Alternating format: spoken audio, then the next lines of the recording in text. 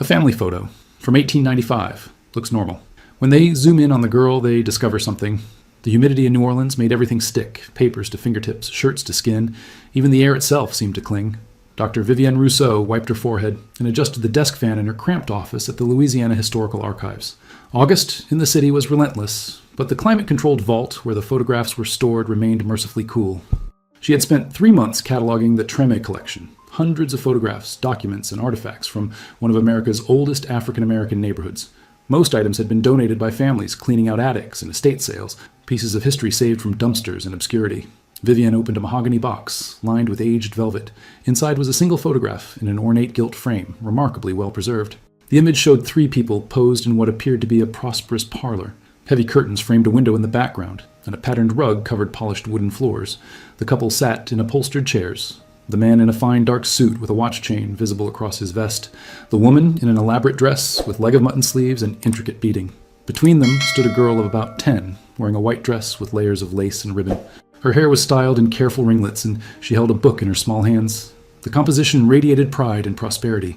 This was not a casual snapshot, but a formal portrait, the kind that cost significant money in 1895. Families commissioned such photographs to document their success, to prove their respectability, to create heirlooms. Vivienne turned the frame over carefully.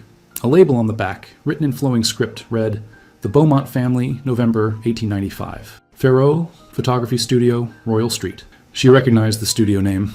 Armand Ferreau had been one of New Orleans' premier photographers in the late 19th century, known for his portraits of the city's Creole elite.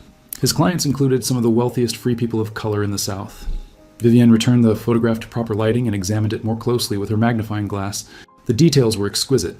She could see the grain of the wooden furniture, the texture of the fabrics, even the titles on the spines of books visible on a shelf behind the family. Then her eye caught something at the girl's neckline. A shadow, or perhaps a mark, just visible above the lace collar. She adjusted her magnifying glass and leaned closer. What she saw made her hand freeze mid-movement, her breath catching in her throat. Vivienne set up the photograph under her high-resolution scanner, her hands moving with practiced precision despite the tremor of anticipation running through them. The device, acquired by the archives just 6 months earlier, could capture details far beyond what the human eye could perceive, revealing the hidden stories embedded in old images. She initiated the scan at maximum resolution, 4800 dpi, and watched as the machine's light bar moved slowly across the photograph's surface. The process took nearly 10 minutes. When it completed, Vivienne imported the massive file into her image analysis software. On her computer screen, the Beaumont family appeared in stunning clarity. She zoomed in on the girl's face and neck area, her heart beating faster as the image expanded. The white dress's lace collar sat high on the child's throat, covering most of her neck, but where the fabric parted slightly, skin was visible, and on that skin were marks. Vivienne enhanced the contrast and adjusted the lighting filters. The marks became clearer, not shadows, not artifacts of the photographic process, but deliberate scarring, linear patterns, raised tissue forming specific shapes. She could make out what appeared to be letters or numbers. Though partially obscured by the collar and the angle of the photograph, her stomach tightened. She had seen similar marks before in her research on slavery in the antebellum South. Enslaved people had sometimes been branded or scarred with their enslavers' initials or identification numbers. The practice had been brutal and dehumanizing, treating human beings as property to be marked like livestock. But this photograph was taken in 1895, 30 years after the 13th Amendment abolished slavery. The girl in this portrait would have been born around 1885, 2 decades into freedom. No child born in that era should carry slave marks. Vivienne zoomed in further, examining every visible inch of the scarring. She could definitely make out the letter M and what might be the number 7 or the letter J. The marks were old. The scar tissue appeared well healed, suggesting they had been made years before the photograph. She sat back and stared at the full image again. The Beaumonts looked prosperous, educated, respectable. The setting suggested wealth and social standing. Everything about the photograph proclaimed freedom, dignity, and success, except for those scars hidden just beneath the little girl's collar. Vivienne opened her notes application and began typing, Beaumont family, 1895. Possible slave markings on child born post-emancipation. Inconsistent with timeline. Need to investigate. Family history, child's origin, legal records, adoption documents. She pulled up the Louisiana Vital Records database and began searching for birth certificates and family records. The name Beaumont was common in New Orleans' Creole community, but she needed specifics, first names, addresses, anything that could lead her to understand who this family was and where that little girl had come from. The Louisiana State Archives occupied a modern building in Baton Rouge, about 80 miles from New Orleans. Vivienne made the drive on a Thursday morning, her car loaded with copies of the photograph and pages of preliminary research. The vital records she needed, birth certificates, marriage licenses, death certificates from the 1890s, were stored here, many still not digitized. The research room was quiet, populated by a handful of genealogists and a graduate student working on a dissertation. Vivienne requested all records related to anyone named Beaumont in Orleans Parish between 1880 and 1900. An hour later, a clerk wheeled out 3 boxes of documents. Vivienne started with birth records. She found several Beaumont children born in the 1880s, but matching them to the family in the photograph required cross-referencing addresses, parents' names, and other identifying information. Most birth certificates from that era were sparse, just names, dates, and sometimes a parent's occupation. Then she found something promising. Beaumont Marie Claire, born November 3rd, 1885, to parents Etienne Beaumont and Josephine Beaumont, née Laveau, residence 427 Esplanade Avenue. Vivienne pulled out her copy of the photograph. The girl appeared to be about 10 years old in 1895, which would make her birth year approximately 1885. The timing matched. She searched for more records on Etienne and Josephine Beaumont. Etienne appeared in the 1890 city directory as a merchant and property owner, with a business address on Canal Street. Josephine's name appeared in society notices in the New Orleans Daily Picayune, fundraising events for schools, church activities, charitable organizations. This was definitely a prominent family. But where had Marie Claire gotten those scars? Vivienne requested adoption records next. Louisiana had maintained formal adoption proceedings since the 1870s, though many adoptions in the Creole community were handled informally within extended families. The official records were incomplete, but she found a document dated March 1891 that made her pulse quicken. Petition for adoption. Etienne and Josephine Beaumont, seeking to legally adopt Marie Claire, approximate age 6 years, currently in their care. Child's origins, unclear. Petition granted, April 1891. The child's origins were unclear. At age 6, in 1891, Marie Claire had been formally adopted, despite already being listed on an 1885 birth certificate as their biological daughter. Something wasn't adding up. Vivienne photographed the document and continued searching. She needed to find out where Marie Claire had actually come from and how she had ended up with the Beaumonts. In the property records, she found something else. A deed, dated January 1891, showing Etienne Beaumont purchasing a small house in Plaquemine Parish, about 70 miles south of New Orleans. The purchase price was listed as $800, a significant sum for what property maps showed was a modest structure. Vivienne made notes. Adoption finalized April 1891. Property purchased January 1891, 3 months earlier. Connection? Why would wealthy New Orleans merchant buy rural property in Plaquemine Parish? She requested all available records from Plaquemine Parish for 1890, 1891, knowing it would take days to arrive. Meanwhile, she had another resource to explore, the Farreau Photography Studio records, if they still existed. Armand Farreau's studio had operated on Royal Street from 1878 until his death in 1912. His granddaughter had donated his business records to the historic New Orleans collection in the 1960s. Appointment books, client lists, financial ledgers, and, remarkably, a detailed log describing each photograph taken. Vivienne spent an afternoon in the collection's reading room, carefully turning the pages of Farreau's 1895 appointment book. The entries were meticulous, written in precise French, dates, times, clients' names, type of portrait, and often brief notes about the sitting. She found the entry for November 1895, Beaumont family portrait. Monsieur Etienne Beaumont, Madame Josephine Beaumont, daughter Marie Claire, full formal setting, 3 poses taken, client requested highest quality, important family record. Payment, $25. $25 was expensive, equivalent to perhaps $800 in modern currency. The Beaumonts had spared no expense. But it was Farreau's personal notes, written in smaller script at the bottom of the entry, that made Vivienne's breath catch. The child, very still, well-behaved, Madame Beaumont particular about the girl's collar, adjusted it multiple times before allowing exposure. The child bears marks at the throat, visible despite careful positioning. Did not inquire. Family's private matter, but such marks on one so young trouble the conscience. Farreau had seen the scars. He had noticed them being deliberately concealed, and he had been troubled enough to record his observation. Vivienne checked the studio's financial records. In January 1891, the same month Etienne had purchased the Plaquemine property, there was an entry showing a payment to Farreau of $50, with the notation, "Special commission. Discretion required. No archive copies. $50, twice the cost of the formal family portrait." For what? What kind of photographic work required such discretion? Vivienne's mind raced with possibilities. Had Farreau photographed Marie Claire when she first came to the Beaumonts? Had he documented something that needed to be kept secret? The studio records indicated Farreau kept glass plate negatives of all his work, stored in chronological order. The collection's curator had told Vivienne that most plates from the 1890s survived, carefully preserved in acid-free storage. She requested access to the January 1891 plates. 2 hours later, she sat at a light table with a box of glass negatives, each one carefully sleeved and labeled. She worked through them chronologically. January 1891, a wedding portrait. January 5th, a family with 3 children. January 9th, an elderly man in formal dress. Then, dated January 12th, 1891, a plate labeled only with a number. Private Commission, 127. Vivian lifted the plate carefully and held it to the light. The image was a portrait of a small child, perhaps 5 or 6 years old, standing against a plain backdrop. The child wore a simple dress, her hair uncombed and tangled. Her expression was haunted, eyes wide, face thin, and around her neck, clearly visible, were the scars, letters and numbers, M7J. Vivian stared at the image, her hands trembling. This was Marie Claire before the Beaumonts adopted her, before the fine dresses and careful hairstyling, before the lace collars that hid her scars. This was documentation of a rescued child. Vivienne drove south on Highway 1, following the Mississippi River through Louisiana's sugarcane country. The landscape was flat and green, broken by occasional clusters of houses and the rusting remains of old plantation infrastructure. Plaquemine Parish was rural, its economy still tied to agriculture as it had been for centuries. The parish courthouse was a modest brick building in the town of Plaquemine.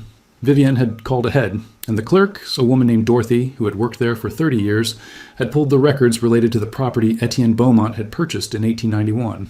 "It's unusual," Dorothy said, spreading documents across a table in the records room. City folks didn't typically buy property out here unless they had family connections or business interests. And this particular piece of land, she pointed to a property map, wasn't farmable, just a small house and a few acres of scrubland. Vivienne examined the deed. The previous owner was listed as Estate of Jacques Mercier, deceased. A note indicated the property had been seized for unpaid taxes and sold at auction, with Etienne Beaumont being the only bidder. "Do you have any records on Jacques Mercier?" Vivienne asked. Dorothy disappeared into the archives and returned with a slim folder. "Not much. He died in 1890, no known heirs. The property went to the parish. But there's this." She pulled out a sheriff's report dated November 1890. The report detailed a raid on Mercier's property following complaints from neighbors. What the sheriff found shocked Vivienne. Upon investigation of the Mercier residence, discovered 3 Negro children, ages approximately 4 to 8 years, being held in conditions of servitude. Children bore marks of branding and physical abuse. Mercier claimed children were apprenticed to him legally, but could produce no documentation. Children removed to parish custody. Mercier charged with unlawful detention and assault. 3 children. One of them must have been Marie Claire. Vivienne's hands shook as she read further. Children unable to provide information about their origins, appear to have been taken at young ages with no memory of families. Scars indicate they may have been marked by previous captors. Investigation into broader trafficking operation recommended. "What happened to Jacques Mercier?" Vivienne asked. Dorothy checked her notes. "Died in parish jail before trial. Heart failure, according to the death certificate." The case was closed, and the children were placed in an orphanage in New Orleans, St. Mary's Home for Colored Children. Vivienne felt pieces clicking into place. Marie Claire had been rescued from Mercier's house in late 1890, placed in an orphanage, and then adopted by the Beaumonts in early 1891. But why had Etienne purchased Mercier's property? She found the answer in a legal document dated February 1891. Testimony of Etienne Beaumont in the matter of children rescued from Jacques Mercier property. Mr. Beaumont states that, upon learning of children held in Plaquemine Parish, he investigated the matter personally. He purchased the Mercier property in order to secure any evidence or documentation that might identify the children or their origins. Among items found in the house were ledgers indicating Mercier had been part of a larger operation kidnapping free-born Negro children and selling them into illegal servitude. Etienne had bought the property to find evidence. He had been trying to solve the mystery of where these children came from. Back in New Orleans, Vivienne requested all available records from St. Mary's Home for Colored Children. The orphanage had closed in 1924, its records transferred to the Catholic Archdiocese. Most had been damaged in Hurricane Betsy in 1965, but some ledgers and correspondence survived. What she found was heartbreaking and infuriating in equal measure. The intake records from November 1890 listed 3 children brought from Plaquemine Parish. Child 1, female, approximately 6 years, unable to state name, bears marking M7Js on neck. Child 2, male, approximately 8 years, unable to state name, bears marking M4P on shoulder. Child 3, female, approximately 4 years, unable to state name, bears marking M2K on back. The children had been so young when taken that they couldn't remember their own names or where they'd come from. They had been reduced to numbers and letters branded into their skin. Vivienne found correspondence from the orphanage director to various authorities, desperately trying to identify the children and find their families. One letter to the New Orleans Police Department, dated December 1890, detailed the problem. "We believe these children were kidnapped from their families and held in servitude, part of a criminal enterprise that may involve numerous perpetrators across multiple parishes. The marks on their bodies suggest systematic identification, possibly indicating many more victims. We implore your department to investigate thoroughly." The police response was cursory. Matter investigated. No evidence of broader conspiracy. Children likely orphaned by yellow fever or other epidemic. taken in by Mercier with good intentions. Unfortunate situation, but no crime proven. No crime proven. Despite the scars, despite the conditions the children were found in, despite everything. But Etienne Beaumont hadn't accepted that conclusion. Vivian found more evidence of his personal investigation. Letters he'd written to sheriffs across Louisiana, asking about missing children, about similar cases, about anyone who might recognize the marking patterns. One response from a sheriff in St. James Parish, dated March 1891, provided a lead. We had a similar case in 1888. Family reported their daughter taken from a church picnic, girl aged 3, name of Clara. Never found her. But the description of the markings you describe matches a child seen at a work camp upriver. The camp was raided, but most children there had been moved before we arrived. Only found 2 boys, both too traumatized to speak. Vivian spent the next week tracking down every reference to missing children in Louisiana between 1885 and 1890. The pattern that emerged was chilling. Dozens of reports of children disappearing, mostly from poor rural families, mostly very young. The cases were rarely investigated thoroughly. When children were found in situations of illegal servitude, they were placed in orphanages, but almost never reunited with their families. The marking system suggested organization. M7J likely meant something. Maybe the M indicated the trafficker, Mercier. The number indicated sequence or location, and the letter indicated what? Age group? Gender? Destination? Vivian found a report from a federal investigator dated 1892, a full year after Marie Claire's adoption, that outlined a network of kidnapping and re-enslavement operating across the South. The investigator estimated hundreds of children had been taken and sold to farms, work camps, and private households as unpaid labor. The report concluded with a bitter note. Despite clear evidence of systematic child trafficking, local authorities show little interest in prosecution. Many victims are from families too poor or powerless to demand justice. This investigation is hereby closed due to lack of cooperation from local officials. Vivian found Etienne Beaumont's personal papers in the archives of the Amistad Research Center at Tulane University. The collection included business correspondence, property records, and, significantly, a private journal he'd kept from 1890 to 1895. She requested the journal and waited anxiously as it was retrieved from climate-controlled storage. The leather-bound book was fragile, its pages yellowed but still legible. Etienne's handwriting was elegant and precise, his entries detailed and often emotional. The entry dated November 20th, 1890, made Vivian's eyes well with tears. Today I learned of the children found in Plaquemine. 3 souls, stolen from their families, marked like animals, used as slaves 30 years after emancipation supposedly ended such horrors. The police say there is nothing to be done. The man who held them is dead, the children cannot remember their origins. They will go to an orphanage and likely never know who they truly are. I cannot accept this. Josephine and I have been blessed with wealth and position. If we do not use these advantages to fight such injustice, what purpose does our prosperity serve? I have resolved to investigate personally. If these children have families searching for them, I will find those families. Over the following months, Etienne documented his investigation. He visited the Mercier property and found ledgers hidden in a false floor, records of children taken, dates, locations, and buyers. He copied everything and turned the originals over to federal authorities, though he noted bitterly that he had little faith in their willingness to act. The entry dated January 10th, 1891, described meeting Marie Claire for the first time at St. Mary's Orphanage. The child they call number 7 is small for her age, with large eyes that have seen too much suffering. When I showed her the ledger entries, trying to find anything that might identify her origins, she touched the marking on her neck and said only, "Mama cried." It is the first personal memory she has shared with anyone at the orphanage. The marking reads M7J. According to Mercier's ledgers, she was acquired in July 1887 near Thibodaux. Age approximately 2 years. The J may indicate July. The seller was listed only as Dupont, likely an alias. I have written to authorities in Lafourche Parish, asking about any reports of a missing child from that time. Vivian flipped ahead through the journal. Etienne's investigation consumed him. He traveled across southern Louisiana, interviewed dozens of families who had lost children, and spent enormous sums hiring private investigators. He found the families of the 2 other children rescued from Mercier's house and facilitated emotional reunions, but Marie Claire's family remained elusive. No one in Thibodaux or surrounding areas recognized her description or the circumstances of her disappearance. The trail went cold. The entry dated March 15th, 1891, detailed a painful decision. After 4 months of searching, I have found no trace of Marie Claire's family. It is possible they died in the yellow fever epidemic of 1888. It is possible they moved away, or that the records were simply lost. I cannot continue this search indefinitely, and meanwhile, the child remains in an orphanage, waiting. Josephine and I have decided to adopt her. We will give her our name, our home, our love. We will tell her the truth about where she came from when she's old enough to understand, and we will never stop hoping that someday, somehow, her original family might be found. Vivian's research took an unexpected turn when she received an email from a descendant of the Beaumont family. Margaret Thibodaux, a retired teacher living in Lafayette, had seen a news article about Vivian's work with the Louisiana Historical Archives and recognized her great-great-grandmother's maiden name, Beaumont. They met at a cafe in the French Quarter. Margaret brought a box of family papers that had been in her attic for decades, letters, photographs, and documents passed down through generations but never properly examined. My grandmother always said there were family secrets, Margaret explained, but she died before she could tell me what they were. Maybe these papers will help. Vivian opened the box carefully. Inside were bundles of letters tied with ribbon, organized by date. Most were routine family correspondence, but one bundle stood out. Letters between Josephine Beaumont and a woman named Sister Marie-Thérèse, a nun who had worked at St. Mary's Orphanage. The letters dated from 1895 to 1910, long after Marie Claire's adoption. Vivian read through them, finding discussions of orphanage fundraising, church events, and social matters. But then she found a letter from 1897 that made her heart race. Dear Josephine, I write with news that may bring both joy and sorrow. A woman came to the orphanage yesterday, asking about children who passed through our care in 1890. She has been searching for her daughter, taken from her in Thibodaux in 1887, when the child was just 2 years old.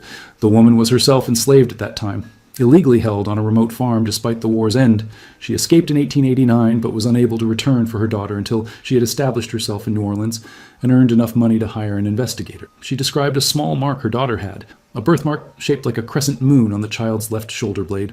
She also remembered that when the child was taken, the man who took her was called Dupont, though she believes this was a false name. Josephine, I believe this woman may be Marie Claire's mother. I did not tell her anything definitive, but I gave her your address. I hope I have not overstepped, but a mother's love deserves the chance to be reunited with her child. Vivian's hands trembled. Marie Claire's mother had found her. After 10 years of separation, after escaping illegal enslavement herself, after years of searching, she had tracked down her daughter. But what had happened then? Had Josephine allowed the reunion? Had Marie Claire, raised as a Beaumont for 6 years, remembered her birth mother? Vivian found the answer in the next letter, dated 2 weeks later, written in Josephine's hand. Dear Sister Marie-Thérèse, I must tell you what transpired when Claudine Thibodaux came to our home. I admit I felt fear at first, fear that we would lose Marie Claire, whom we love as dearly as if she had been born to us. But when Claudine saw Marie Claire and Marie Claire saw her, something extraordinary happened. The child, who had no conscious memory of her mother, ran to her immediately. She said, "You're the lady from my dreams." They held each other and wept, and I wept with them. Vivian continued reading Josephine's letter, tears streaming down her face. Etienne and I faced an impossible decision. Legally, Marie Claire is our adopted daughter. We could have refused to allow Claudine any access to her, but how could we deny a mother who had suffered so much to find her child? How could we deny Marie Claire the chance to know her birth mother? We invited Claudine to stay with us for several days, so she and Marie Claire could spend time together. The stories Claudine told were heartbreaking. She had been born free in Thibodaux in 1865, immediately after emancipation. Her parents died of fever when she was young, and at age 16 she was tricked by a man offering employment and instead imprisoned on a remote farm, forced to work without pay. She became pregnant, an assault by the farm's overseer, and gave birth to Marie Claire in 1885. For 2 years, she cared for her daughter while planning escape. But when Marie Claire was 2, the child was taken from her and sold to a man Claudine knew only as Dupont. Claudine was told if she tried to escape or report what had happened, her daughter would be killed. She finally escaped in 1889 when the farm's owner died and his estate was sold. She made her way to New Orleans with nothing, took work as a laundress, saved every penny, and eventually hired an investigator. It took 8 years to find her daughter. Marie Claire sat with her mother for hours, asking questions, holding her hand, examining her face as if memorizing every feature. And then my daughter, our daughter, asked the question we had been dreading. Do I have to leave Papa Etienne and Mama Josephine? The room fell silent. Claudine looked at me with tears in her eyes and said, "No, my darling, you don't have to leave. You have been blessed with 2 mothers and 2 fathers who love you. I only want to be part of your life, if you'll have me." And so we have made an arrangement that defies convention but feels right in our hearts. Claudine has taken a room near our home. She visits Marie Claire every week. Marie Claire calls her Maman Claudine and calls me Maman Josephine. The child now has 2 families, and we are all richer for it. Margaret wiped her eyes. I never knew any of this. My grandmother spoke of Claudine as Aunt Claudine, a family friend. I had no idea she was Marie Claire's birth mother. Vivian found more letters documenting this unusual arrangement. Claudine became part of the Beaumont household's extended family. She taught Marie Claire traditional Creole songs, told her stories of their Thibodaux ancestors, and gave her the truth about where she came from. In an 1899 letter, Josephine wrote, Marie Claire is now 14 and understands the full story of her early years. She knows about the kidnapping, the trafficking, the illegal enslavement. She knows about the scars on her neck and what they represent, We feared this knowledge would traumatize her, but instead, she has become passionate about justice. She speaks of becoming a lawyer or a teacher, of helping other children who have been wronged. Vivian found a photograph tucked into the letters, a group portrait from 1900 showing the Beaumont family gathered in their parlor.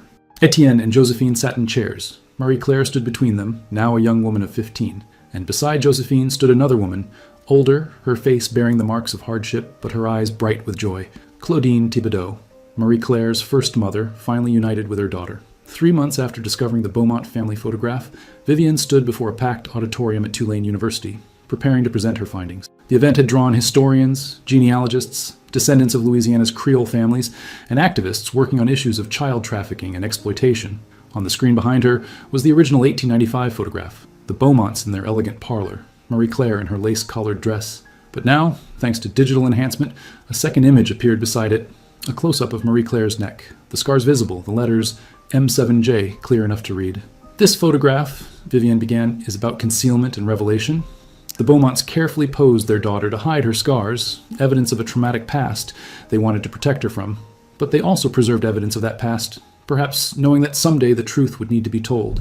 She clicked to the next slide, the 1891 photograph of Marie-Claire before her adoption, thin and haunted, her scars fully visible. Between these two images lies a story of extraordinary courage from multiple people. Jacques Mercier, who kidnapped and held children in illegal servitude, Etienne and Josephine Beaumont, who used their privilege to investigate his crimes and rescue the children, Claudine Thibodeau, who survived enslavement herself and never stopped searching for her stolen daughter, and Marie-Claire, who endured trauma that would have broken many people, but instead built a life of purpose and advocacy. Bequeuse! Vivian showed documents from her research, Etienne's journal entries, the ledgers from Mercier's house, the letters between Josephine and Sister Marie-Thérèse, the photograph of the two families united. What makes this story particularly important, she continued, is that it reveals a largely undocumented aspect of post-Civil War history. We know that slavery legally ended in 1865, but illegal enslavement continued for decades, particularly in the South. Children were especially vulnerable, kidnapped from poor families, marked like property, sold into servitude on remote farms where authorities rarely ventured. The Beaumont's investigation uncovered a network that operated across Louisiana, involving dozens of perpetrators and potentially hundreds of victims. Most of these children were never reunited with their families. Their stories died with them. But Marie-Claire's story survived because people cared enough to document it, to preserve evidence, and to fight for justice, even when authorities wouldn't. She showed a final image, a newspaper article from 1915. The headline read, "Attorney Marie-Claire Beaumont Thibodeau wins landmark case for child labor protections." Marie-Claire grew up to become one of Louisiana's first black female lawyers, Vivian explained.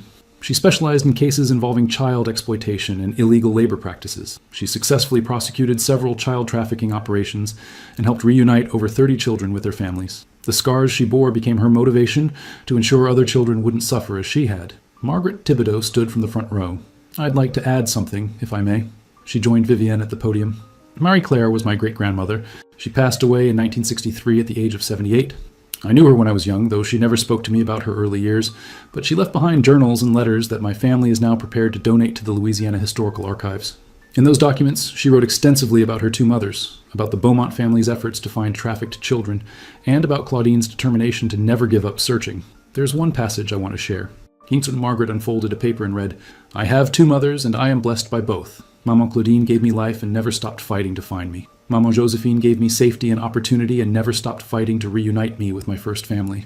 Together, they taught me that love is not diminished by being shared. It multiplies. And they taught me that privilege means nothing if it's not used to help those who suffer." The audience sat in silence for a moment, then erupted in applause.